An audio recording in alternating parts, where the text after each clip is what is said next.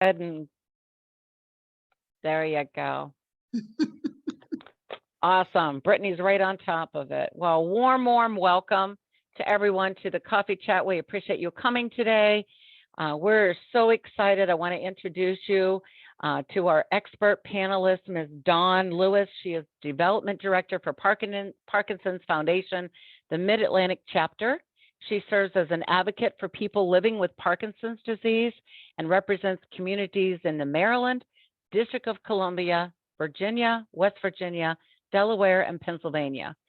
Ms. Dawn commits her time to raising awareness of the Foundation's mission and resources to make a better life for people with Parkinson's disease. Thank you for doing that. She has spent her career working for various organizations whose focus is on service and programs that enhance the quality of life as people age. She has a Bachelor of Science in Gerontology. She serves on the board member of the Coalition of Geriatric Services in the Anne Arundel Senior Services Provider Group, and of course, the Parkinson's Registry Advisor Committee. With no further ado, we will definitely give her a welcome. And if you have any questions, be sure to put them into the chat box, and we'll try to let Ms. Dawn know that she has a question. We want to be respectful of everyone's time. So I'm going to give Ms. Dawn just a little bit of a warning so we can get her a chance to wrap up. So Ms. Dawn, take over, please. Okay, and what time will I need to wrap up? I would say about maybe 5 or 10 minutes before 12. Oh, okay. Okay, great. Okay. Well, thank you for the introduction, Barbara. It is always a pleasure to speak with you. And I thank you for inviting me back to talk about Parkinson's. It's something that's near and dear to my heart, not only professionally, but personally. My father-in-law was diagnosed with Parkinson's back in 2011. And unfortunately, he did not share that diagnosis with his family immediately. They did not find out about it until probably about the third stage, where he was beginning to have hallucinations and delusions. He had been married a second time, so of course he told his wife, do not tell the children. My father, my husband received a call one day, and his wife had said that his father had the guns and he was seeing snakes and he was going to shoot them. So you can imagine how my husband felt at that time. Once we did learn of his diagnosis, I did not work for the Parkinson, so it was new to me. And so we went through the journey and helping him manage the disease for a short time thereafter. So when I was offered this position at the Parkinson's Foundation, I certainly wanted to jump at the opportunity, not just because it was personal to me, but I realized that in working in the community, there's a huge awareness for Alzheimer's, and the associations that are here in the area provide so much information. But when it comes to Parkinson's, it's very limited. So this gives me an opportunity to help people understand the disease, not to be afraid of it, and then also to know about the resources that are available in the community. So that's why I'm here today. I want to start out with our mission. And as Barbara alluded to earlier, we want people who are living with Parkinson's and their care partners to live the best life possible, to be able to empower them to understand the stages of the disease, what medications are available in the community, and the importance of fitness and social engagement. So those are some of the things that I'm going to talk about. The foundation is a national organization, so we have chapters throughout the United States, and I primarily work with people living in the Northeast region, the Mid-Atlantic region specifically. So it is my opportunity to share what I know, and again, most importantly, to share what I've learned from others who are living with the disease and their care partners. And again, feel free to ask questions throughout. I'd be happy to answer them. Or you can put them in a chat. And Barbara, if you can let me know when there's something in the chat, because I don't have access to it since I'm sharing I my will. slides. So there is an urgency. And it's because this number, up until about 3 months ago, used to be 60,000 new cases each year for people being diagnosed with Parkinson's. And it has increased by 30,000. So we see that the incidence of somebody being diagnosed is higher. And we always knew that as we move towards the future, there would be a substantial increase. When we saw that number, we were trying to figure out, well, what's going on? And of course, it has a lot to do with the generation. As people age, the baby boomer generation was a large group cohort. And so we're seeing more cases within that group. In addition, people are being diagnosed at a younger age where it's young onset. And then with veterans who were exposed to Agent Orange, there was research that was done to identify that that also caused people to be diagnosed with Parkinson's. It's the second most common neurodegenerative disease after Alzheimer's. So that is another reason why we want to begin investing in research and better medical therapies for people in the community. And as with any illness, the cost can be significant to people who are having to most likely incur services for home care, possibly assisted living, in addition to the fact that people with Parkinson's need to be active. And sometimes the cost for these movement activities can add up. For example, I'm not sure if you're familiar with Rocksteady Boxing. It's a program that was introduced about 10 years ago, specifically designed for people living with Parkinson's. It's fun, but in order for it to be effective, a person needs to be able to do it at least 3 times a week. And over the course of a month, that can be pretty expensive because it's just like the cost of a fitness membership at some places. So again, it's important that people are aware of what they need to do to improve their quality of life. Now, the Parkinson's focuses on 3 different pillars or goals. So that is to improve care for everyone with Parkinson's. And when we talk about care, that is the work that we do there is working with, in this specific area, Johns Hopkins and Georgetown University hospitals. We have partnered with them, and they are our what we call centers of excellence.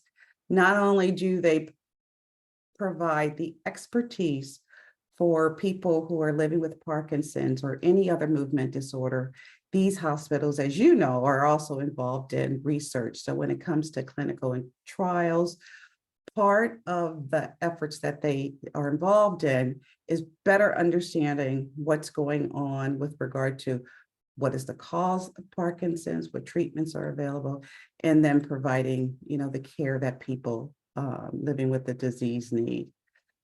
Again, research is so important. Not only do we work with scientists nationwide, it's a global affair as well, because we realize that there are people out there doing a lot of research, and instead of duplicating our efforts or slowing down the process, that if we work together, we can identify therapies and possibly a cure sooner. And lastly, we just want to empower and educate the community. And a lot of the information that I'll share with you today will provide you with the resources that you can share with others in the community, because you may not know of anyone living with Parkinson's, and if you do, it's important that this information gets to them. So just to give you a little bit of information about the disease itself, what's happening in the brain, and especially the area of the brain called the substantia nigra, is that the dopamine levels are decreasing. So a person who has Parkinson's, when it comes to movement, are going to experience slower movement. Now, because the dopamine and neurotransmitters aren't working effectively, it's going to have an impact on tremors. It will cause them again to move slowly, or sometimes suffer with dystonia. Now, there's a picture here of the brain, and on the left, it shows the healthy brain. So if you specifically look at the red area, that reddish orange, that's going to be the dopamine. And as you see, when we move to the right of that, the middle one, the red areas have decreased, and that's early Parkinson's. So that's where someone may be experiencing a tremor or have some gait issues. I'm going to also talk about not only movement abilities are affected, but there's non-movement abilities that are affected as well. As it progresses even more, you see those redder areas shrink. And generally, a person at this point is in the 3rd to 4th stage with Parkinson's and are experiencing more challenges in their day-to-day activities. So I mentioned that it's a progressive neurodegenerative disease or disorder, and it will affect the individual's ability to perform common daily activities. Loss of dopamine. Now, what I want to do is just share with you a clip of a video, which I'm hoping that you will be able to view. And it just gives you a quick overview of Parkinson's so that, now can you Hi, my name is Dr. Jim Beck. I'm the Chief Scientific Officer at the Parkinson's Foundation. And on this episode of NeuroTalk, I'm going to debunk several myths. Can't see the video, Don. We can hear it. You can't. Can you, do you have to activate anything in order to see it? Myth 1. Can you share the screen that your video is on? Yes, you know, I am. I may stop it.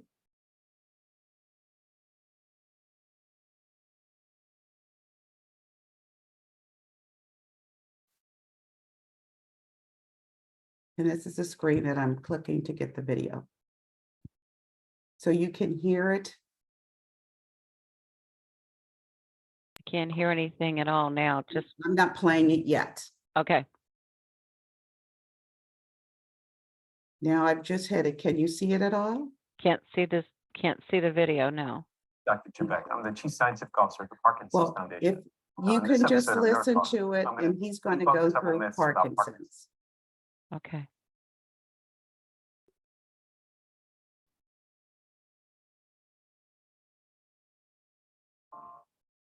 Myth 1. Parkinson's disease is only a movement disorder. In fact, Parkinson's disease is more than a movement disorder. It affects people on the way they walk, on the way they move, but also affects them on the inside. People with Parkinson's disease can experience what are called non-motor symptoms. These include depression, anxiety, low blood pressure. They can have constipation. They can have issues of sweating that are unexpected. They can have problems with sleep and pain. These are all issues of people with Parkinson's disease can experience that are not the movement side of Parkinson's disease. The myth, if someone with Parkinson's disease looks good, then they must feel good. The problem with Parkinson's disease is just because someone's motor symptoms are well controlled doesn't mean that they're actually feeling good on the inside. People with Parkinson's disease can experience anxiety, they can experience depression. They can be experiencing pain as part of their Parkinson's disease. Sometimes if people aren't moving at all, it could be because their medication is worn off. And so they're experiencing what is called an off episode, which can be very uncomfortable for a person with Parkinson's. Another myth is that when people have Parkinson's disease, they can blame the disease every time they don't feel well. Certain symptoms should never be attributed to Parkinson's disease.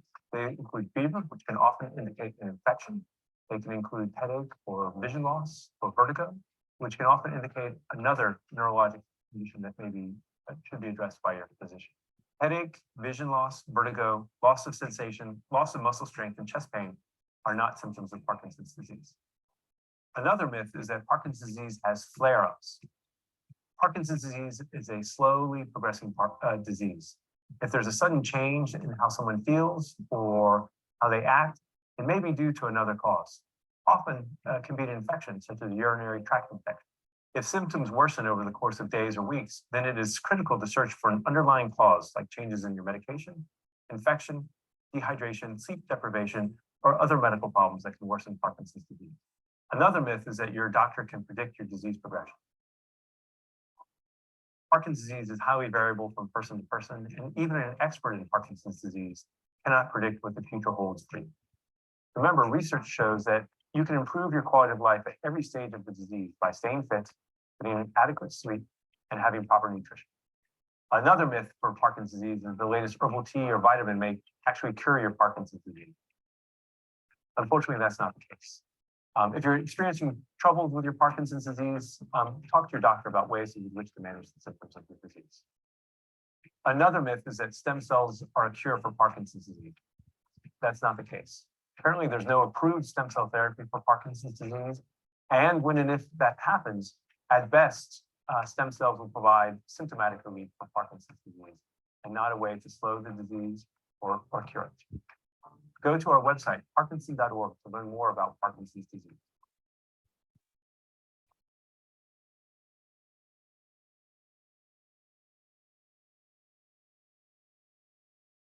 So I wanted to share that information with you because people do often get confused when it comes to some of the symptoms. Also, again, as I go through my presentation, I'm going to talk about fitness and exercise, as you heard earlier, because it's so important.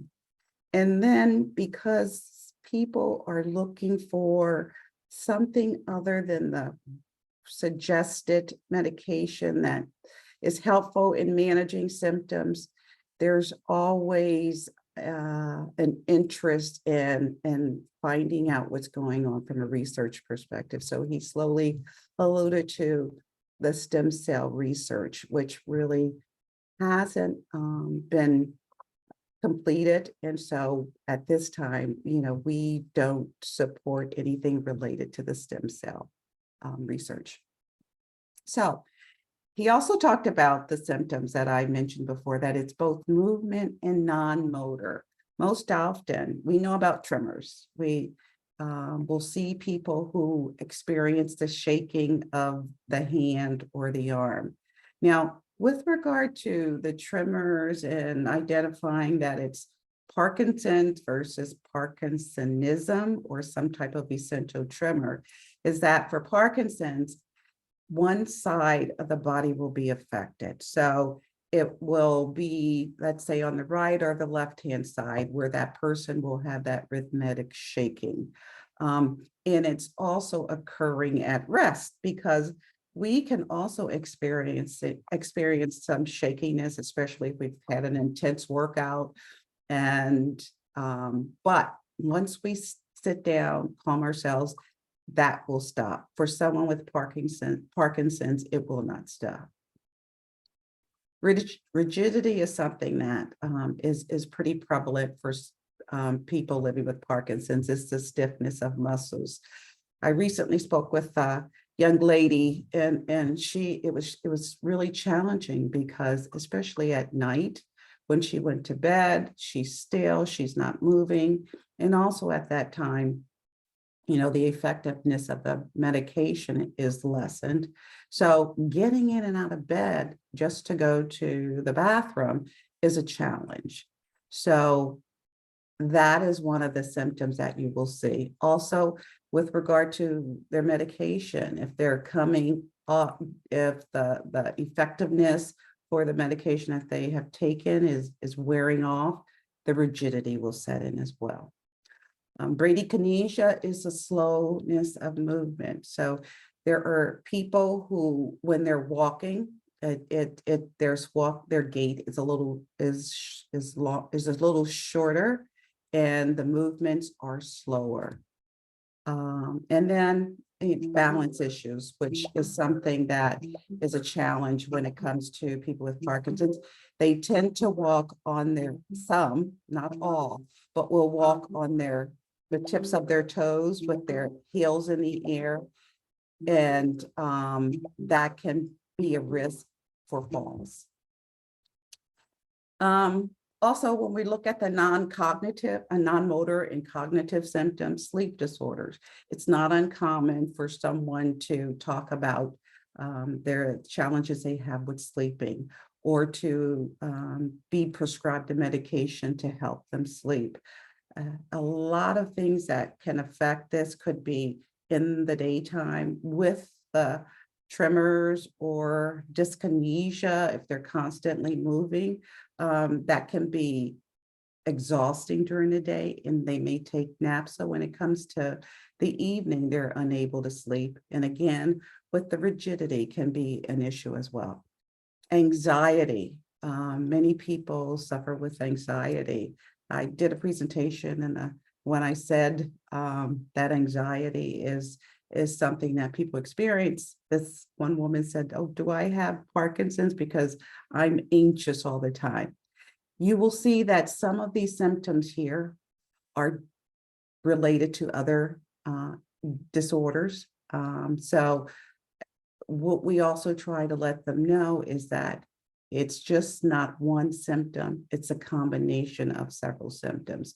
But a person can become anxious, especially if that medication is beginning to wear off. If they're having a episode where they're unable to move, they have a freezing moment. Part of that freezing moment is due to the fact that they are just anxious because their legs won't move to take that next step. Depression, fatigue, and hyposthemia, because that is the loss of smell. I don't know if you've ever come across someone, but I know of a gentleman, he can no longer smell any type of scent. And it's something that he has learned to live with. And one of the things that he always does is share it with people. So as a joke, he says, don't just ignore my body odor, but that's not an issue at all. But some of these are some of the things that people experience. Illusions and hallucinations generally don't occur, if they do, until further along in the disease. And it can be challenging for a care partner, because when they hear their loved one having a hallucination or a delusion, they're trying to help them work through it. And again, anything like this should be shared with a doctor, so that the doctor can have an opportunity to determine whether or not there's a medication that they need to prescribe, or if there's some changes that need to be made with the dosage of the most common medication that they take, which is carbidopa-levodopa, or better known as Sinemet. So we call it yes? Just 1 second. Are you wanting to have your PowerPoint up now, or are we just speaking? Because we're not seeing your PowerPoint. If you want to share your screen back again with the PowerPoint, we're not seeing it. Oh, okay. After the video. So if you share the screen with the PowerPoint so we can see. I love to hear you talk. Okay, can you see it now? Are you seeing? Yeah, there we are. And you can put it in presentation form. Okay, I will. Yep, there we are. Okay, I'm sorry, I didn't realize you weren't seeing it. That's okay. With all those big words, no way I could spell them. So I just thought other people might feel that the same way. I can see people like, how do we spell that? So there you go. Hallucinations. There you go. Can you see it? Okay. Yes. So thank you. I apologize for that. So anyway, it's known as a designer disease. And as I mentioned, there could be a lot of different symptoms that someone suffers with. They're not the same. There are people who may not have any motor symptoms, but will have the anxiety, will have one of the other things that I didn't mention is constipation. Through research that they've identified that constipation is an issue as well with someone living with Parkinson's. They could have pain versus the tremors, and then suffer with restless leg syndromes as well. So there's many things, so it is unique to the individual. All right, so the early signs, what are they? And you will find that as I'm going through these signs that or symptoms, that they're very similar to other ones as we age. I talked about the tremor, small handwriting. What will happen with someone with Parkinson's is that the print will eventually get smaller in size, and so it's just barely legible. And then I mentioned the loss of smell, trouble sleeping, and trouble with moving and walking. Constipation. One of the other things that people will experience or have is a sign and a symptom is that they will have a soft or low voice. You will find that you really have to kind of get closer to the person to really begin to hear what they're saying. Sometimes the words that they say will be slow. They're able to say the word, but it may take a little time for them to find it because there can be some mild cognitive impairment, no short-term memory loss, but the fact that they're searching for the word to say. And then a masked face, which means this apathy. There's no expression whatsoever, which is always interesting when I'm in a group presenting to people, because generally we look for expressions, we look for some reaction to something that we're saying. But for someone with Parkinson's, you're not going to see that. But you can hear it when they speak, because that's when you hear their enthusiasm or their interest in the conversation. Dizziness or fainting. This is something that people have to pay particular attention to. And then again, the stooping and hunching over. People with Parkinson's, because may not be able to hold their head up, so their heads is going to be hung over, or they're going to be hunched over as they're walking. I have a real quick question here. Yes. It might, as you were talking about it. Ms. Claudia asked, stating that her father has Parkinson's. What medication or symptom relief, as far as anxiety, depression, constipation, specifically mood, which wouldn't interfere with his Parkinson's meds? And I know you're not a doctor, but also what research is there on the cannabis and Parkinson's, which I've heard a lot about as well? Can you address that at all? Yes, with regard to there's several things that you mentioned there. I'll start with the cannabis. Okay. And then if I may ask you to refresh my memory with the other ones. But Okay. with regard to cannabis, the foundation does not suggest that you use cannabis in order to manage a symptom, but we do know that people who have living with Parkinson's have shared information that they use it mainly for mood and anxiety. They have said that it has been successful in helping them manage it. So it's something that I know that we're following, but before we decide to make that recommendation, we're accumulating as much information on those who are utilizing cannabis in order to manage mood and anxiety. With regard to tremors, I have not heard from anyone who has said that it was able to reduce the tremors, but they were mainly taking it for anxiety. With regard to constipation, I recently learned of a mix of applesauce and a couple of other ingredients from Inova, which is in Virginia, and they have a great movement disorder department. And it is just one recipe that they recommend to help with constipation. And if it's something that you're interested in, I can definitely share that with you.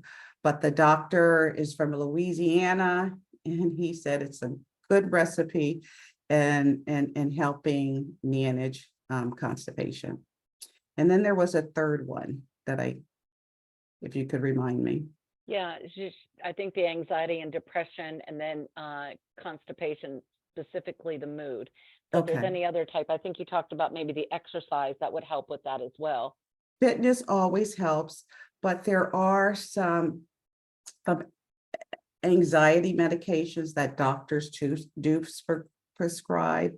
And I would suggest that when she visits the doctor for her husband, that she asks him, because again, you don't want it to interfere with the effectiveness of the cinnamon or carbidopa levodopa. But it's a challenge because, you know, it has side effects when you start getting into anxiety medications, and then still trying to manage, you know, the other symptoms that you have regarding Parkinson's.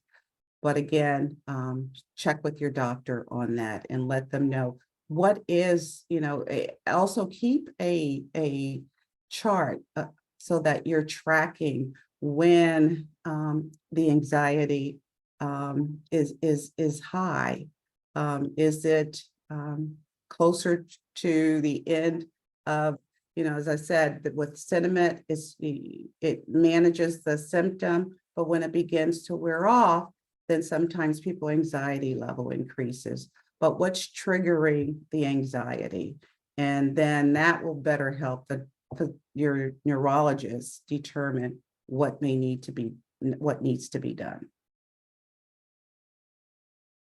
Very good. That was for Miss Claudia's dad. Okay, thanks, Claudia, for the question. So I hope that helps. But I will definitely share the recipe. I've been sharing it with many, many people. And they said it's effective. So I was talking about cinnamon, which is really carbidopa levodopa, and Ritari is another medication that is taken to help manage the tremors. And then there's, you know, other dopamine agonists that can be taken in order to manage these symptoms as well. That's why it's good to know that there's several options out there so that when you see your doctor, you can find out, are there any adjustments that need to be made? You know, do we decrease the cinnamon and add on some of these other therapies? There are different treatments for in between times, you know, something when you're out and you don't have your medication, but there's a one that's available that will just get you through until you're able to get back to your home and get the medication. And then the other thing that I want to mention is deep brain stimulation. That's a procedure that is done, especially with people who are experiencing tremors, where a needle is inserted into the brain and then attached to a battery that's placed in the chest so that the dopamine can be managed that way. It's the doctor and patient working together in order to make sure that the right adjustments have been made. So as opposed to person having to take the medication, the changes can be done through a system, an online system that manages this for the individual. Recently introduced is the ultrasound. There's still some controversy over that because basically what's happening is that the side of the brain that's affected with the tremors, they're going in and burning that particular area in order to stop the tremors from occurring. I've spoken with a couple of people who have had it and they were quite happy. It's been about, I would say, 4 to 5 years that they had the surgery, but they said that it added to, better quality of life for them. So I talked a lot about exercises. And so, of course, the benefits of exercises, I know it's difficult for me to get out there sometimes and exercise, but I have to do it because it's good for anyone at any age. But really, for people with Parkinson's, it's been proven that the best thing that people can do is to keep on moving. And so that will help slow the progression down. But again, it benefits the body in so many ways, from an endurance level, any gait issues, cognitive function, we talk about mood, when you're exercising, the endorphins are increased, and then dopamine levels are affected. So it gives you a better state of mind. And then also with regard to sleep, I've mentioned earlier, sleep disorders, staying active will make a difference. It's recommended that a person exercises at least 2.5 hours a week in order to really see some change. And when it comes to exercising, it's doing what makes you feel good. I know people say to me that, for example, I'll bring up rock steady boxing. That isn't for everybody. It's a great class because not only are you using your combining your cognitive and motor skills together, it's an endurance exercise program so that it benefits you in so many ways.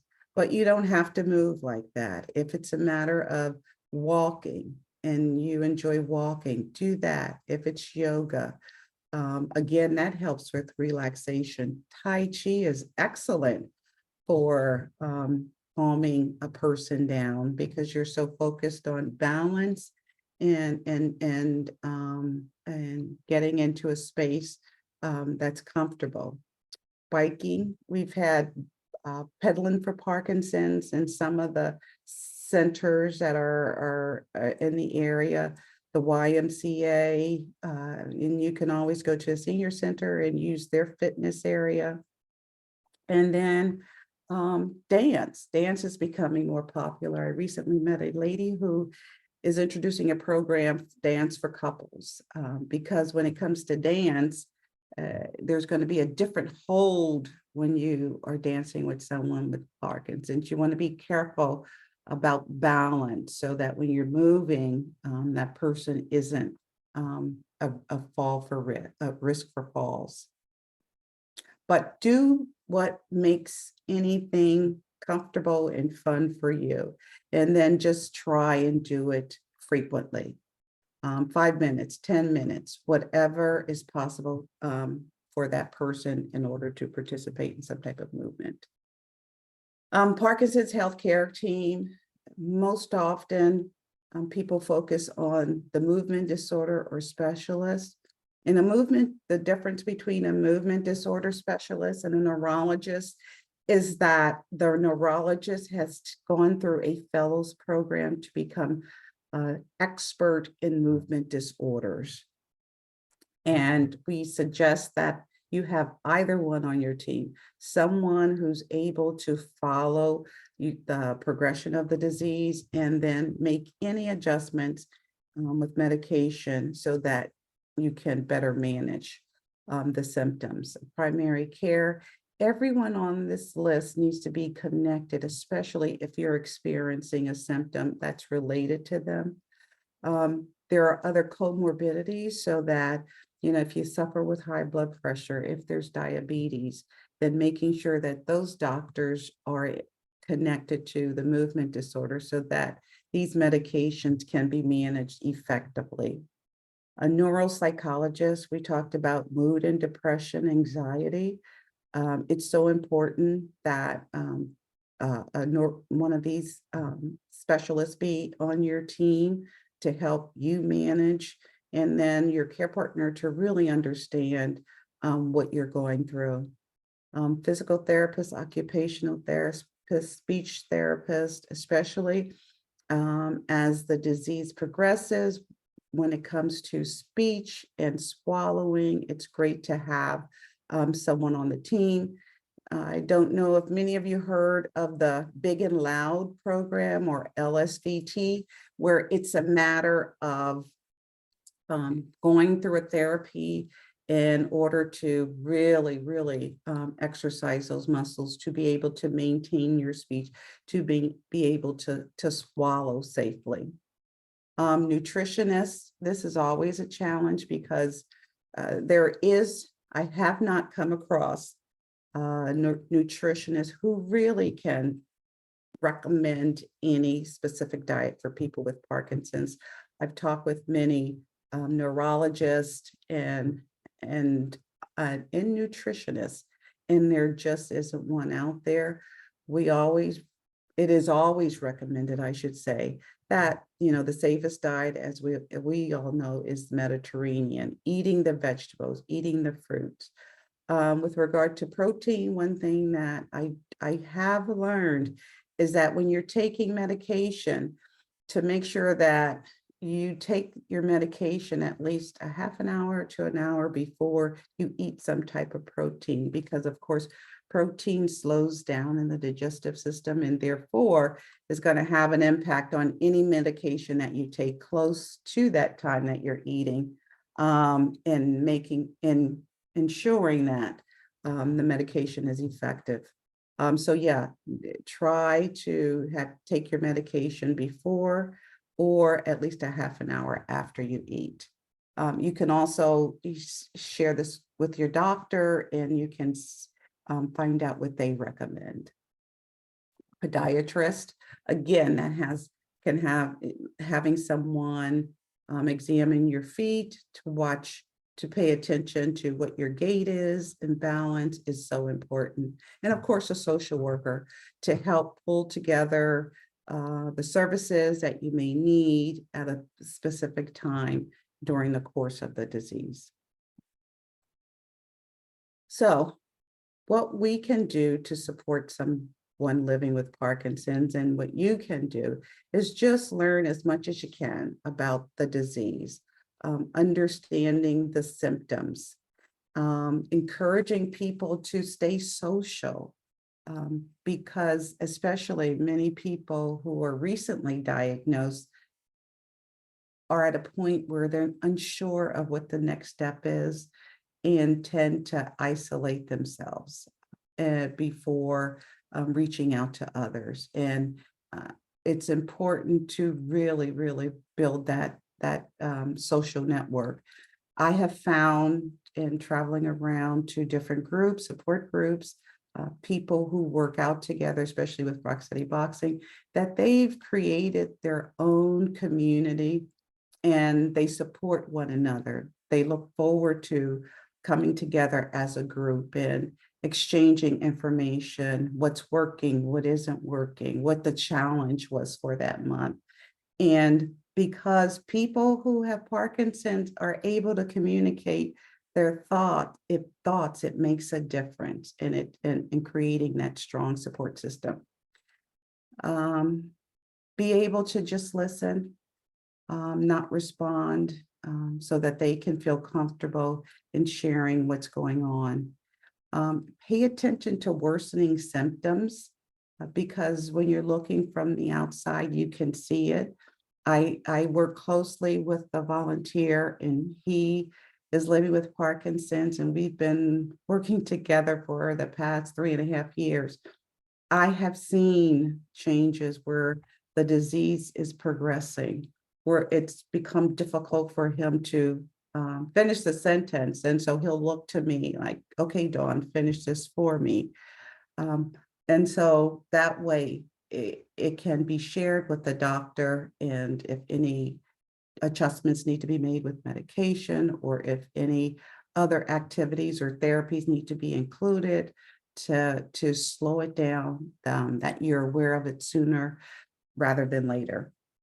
And then just be patient, because again, of any motor issues that slows the person down, or the ability to get their words out, it's important that, we make people feel as comfortable as possible. And then care, we just recently introduced, especially this is helpful for people who are working in the healthcare environment. We have an online education program for healthcare professionals that they can participate in. It is self-paced. It doesn't cost you anything to participate. And I am happy to give you the links as to how you can access it.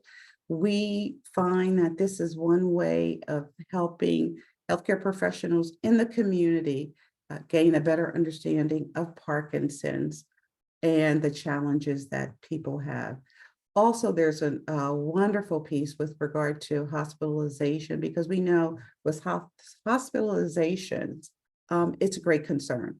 People can be hospitalized, and if their medication isn't given on time, that can trigger other things and cause a decline and progress the disease sooner. So I will send you information on these education programs. You can click on the links and find out more about it. We also have education programs for the care partners to understand the disease, to understand options that are out there for them as well. And so what do we offer? And this is a series of publications that we offer in the community. Everything that we offer is at no cost to you. There's these booklets that are probably about 45 pages most, and it will focus on each symptom: cognition, mood, caring, psychosis, fitness, medications, you name it, any symptom related to Parkinson's. The most popular ones are the caring and coping, the mood, and medication. So again, if you're interested in getting these publications, I will be happy to mail them to you so that you can take advantage of them. And then we also have a virtual program called PD Health at Home, which I will share a link with you.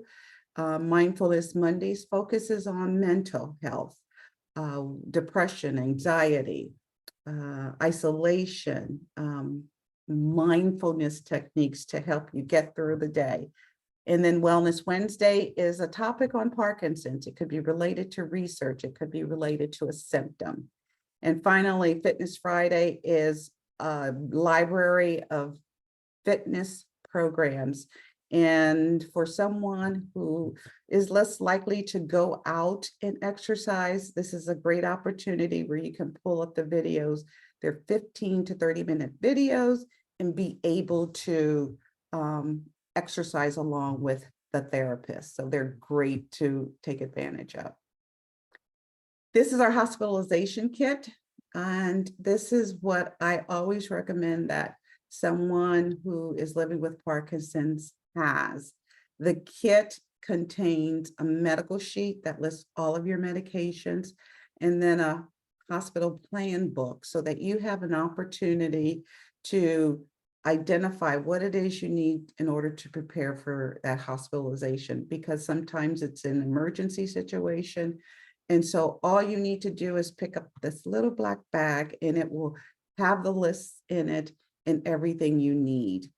We also have a medical alert card that someone can carry in their wallet, as well as a magnet that can go on the hospital bed to draw attention to the medical team that I need to receive my medication on time, every time. And then lastly, there's a bracelet. If the person wants to wear that, that's inside of the kit as well. People use this to take to the doctors because this is where they'll record what's been going on over the past month or 2 months, and then be able to share it with the doctor. And again, I can provide this to you at no cost as well. So you should use it, as I mentioned, for a planned or emergency hospital stay. People use it for traveling as well, so that everything is contained in the bag. People carry their medications with them as well. When they go out, I have one lady, well, gentleman, since he doesn't have a purse, of course, he uses this bag to keep all of his medications in, so he has it at all times with him. Hey, Dawn, we've got about 5 minutes, and I think Okay. you're just about wrapping things up. So we want to leave a few minutes for questions. So just giving you a heads up. I am. Okay, so my last slide is, I want to talk about Moving Day. Moving Day is an event that we celebrate coming together for a movement for change. It's a wonderful event. People come out to learn more about different therapies. We have pharmaceutical companies that are there to share information on the medications that they offer and how they can benefit other people. We have therapists there to talk about different therapies that will help for movement. And then finally, of course, since it's all movement, we want to be able to show you different demos on movement activity. So this year we're having Zumba, Rocksteady boxing, and Pilates. So I hope you can come join us. It's Saturday, May 6th, and it's going to be down at the National Mall. So this is information on how to contact us, and I can share this with you, Barbara, so that you can pass it along with the links as well. And I want to thank you, and so feel free to ask me any questions. Very good. Well, thank you, Dawn. I don't know about you all, but that's just an incredible presentation, a lot of great information. Didn't she do a great job? I mean, I'm going to clap for her just for that part. Thank you. Woohoo! Awesome. So if you've got a few questions here, we got about 5 minutes. If you got that applesauce recipe, my husband needs that. He doesn't have Parkinson's, but he needs something to get things moving. So that would be great. Yeah. So we've got some more questions and the links that you're sharing. I also want to let you know that Visiting Angels will be representing the Moving Day. So if anybody's interested in participating or making donations, we can help you with that. Reach out to us. And if you want to walk, let us know on that too. So I saw where there were some interest, there is interest in the recipe. So I will send that to you. Okay. I see Miss Claudia there. I've got a quick question. One thing, I know that my mother has Alzheimer's, and the neurologist had mentioned about vitamin E as a supplement. What are your thoughts on that, Ms. Dawn? I've heard good things about the supplement that doesn't conflict with medication. Oh, well, I know I take vitamin E because Me too. of the benefits for it. I have not had any conversations or read anything about the benefits of vitamin E and Parkinson's, but I'm a believer in supplements. I will look to see if we have some information on vitamin E and any supplements and share that with you as well. Great. Yeah, I think almost about every vitamin supplement there is. Margie was asking if there was a pre-registration requirement for Moving Day. You want to address that, Dawn? Yes, there is. The slide that I shared does have a link, but to register for Moving Day, you would go to www, and I can put it in the chat, www.movingday.org.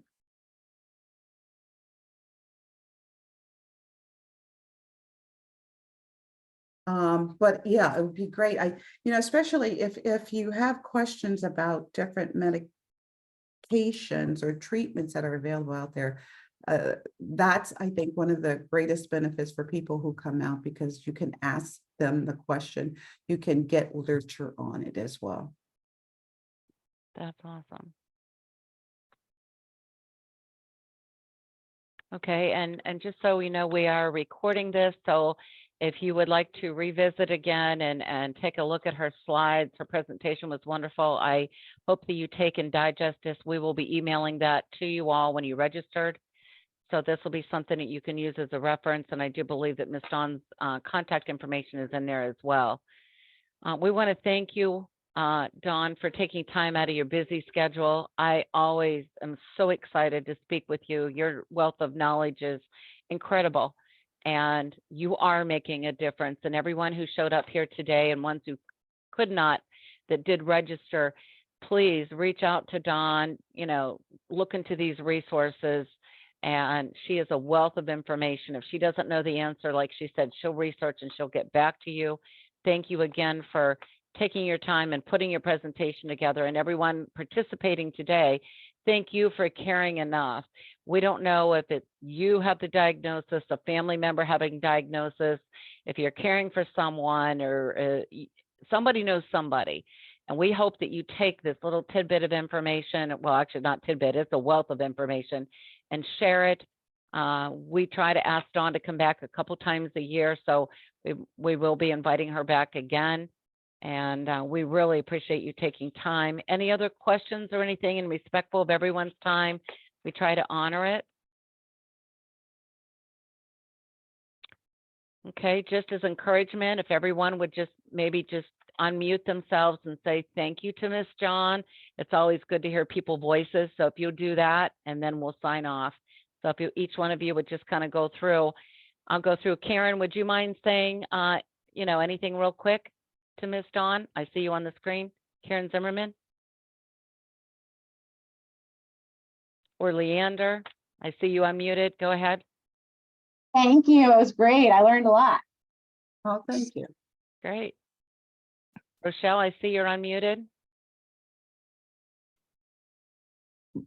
Thank you very much. It was very informative. Great. Miss Marcy, how are you? Hi, Dawn. Thank you so much. This was so informative. Thank you. Learned a whole lot. Oh, Great. thank you, Marcy. Great. Miss Diane? Thank you very much for the presentation. It was very informative and hit on a lot of spots that I am most interested in. So I thank you. Oh, wonderful. Thank you. Fantastic. Yeah. Margie? So I don't have anybody personally in my life with Parkinson's, but I've got friends and family who do, and it's really nice to be able to offer them. They know I'm in sort of a healthcare related field, and so oftentimes I get those questions, and now I have a great resource. So I really appreciate it, and thank you again, Dawn. I always love being able to interact with you. Oh, thank you. Yeah. And I see Miss Karen says her mute button is not working, but she says thank you so much for a presentation. We really appreciate that, Karen. There's Okay. Miss Rochelle. We see her pretty face. All right, everyone. Thank you so much again. And tune in next month, the third Wednesday. We're going to be talking. We have Steve Gurney is going to be our featured guest, and please sign up for it. Share this with your friends, and thank you for your time. And have an awesome day on Hump Day. Barbara, There's I the just want recipe. to let you know, I put the recipe in the chat.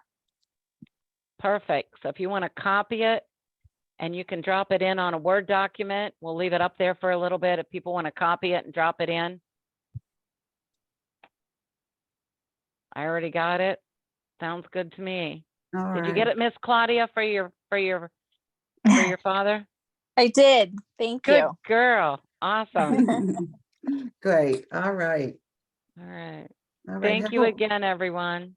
Bye-bye. Thank you. Thanks so much. Bye-bye. Bye-bye.